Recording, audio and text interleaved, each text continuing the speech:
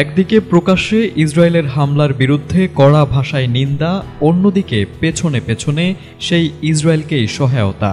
ইরানের বিরুদ্ধে গোপনে ইসরায়েলের সঙ্গে হাত মিলিয়েছে সৌদি আরব, এমন বিস্ফোরক তথ্য ফাঁস করেছে ইসরায়েলি সংবাদ মাধ্যম ইসরায়েল হায়ম। এই গোপন চুক্তির কথা প্রকাশ করে ইরানকেও চমকে দিয়েছে তাদের রাষ্ট্রীয় মিডিয়া। মধ্যপ্রাচ্যের রাজনীতিতে ইসরায়েলের প্রতি সৌদি আরবের এমন অবস্থান আবারও নতুন করে উত্তেজনা সৃষ্টি করেছে।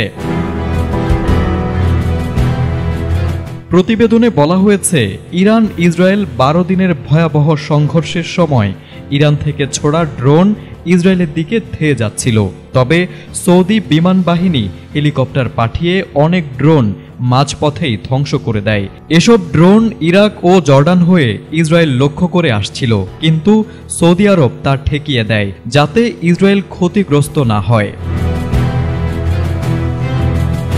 অবাক করার বিষয় হলো, এই অভিযানের কথা সৌদি আরব এখনও আনুষ্ঠানিকভাবে স্বীকার করেনি, বরং তারা ইরানে ইসরায়েলের হামলার কড়া সমালোচনা করে বিবৃতি দিয়েছিল।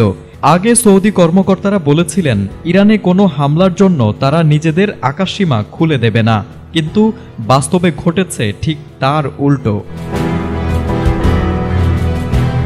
এখানেই শেষ নয়, সৌদি আরব ছাড়াও জর্ডান, যুক্তরাষ্ট্র, ব্রিটেন ও ফ্রান্স সবাই নাকি এই গোপন অভিযানে ইসরায়েলের পাশে ছিল। পুরো পরিকল্পনা ও সমন্বয়ের দায়িত্বে ছিল মার্কিন সেন্ট্রাল কমান্ড। এই অপারেশনে নেতৃত্ব দেন জেনারেল মাইক কুরিলা। জর্ডান ইতোমধ্যেই ড্রোন প্রতিরোধের কথা স্বীকার করেছে। ফ্রান্সও অভিযানে অংশ নেওয়ার কথা বলেছে, যদিও তারা ইসরায়েলের নাম এড়িয়ে গেছে। এই ঘটনায় মধ্যপ্রাচ্যের কূটনৈতিক চিত্র আবারও জটিল হয়ে উঠেছে। গত 13 জুন ইসরায়েল সরাসরি ইরানে হামলা চালায়।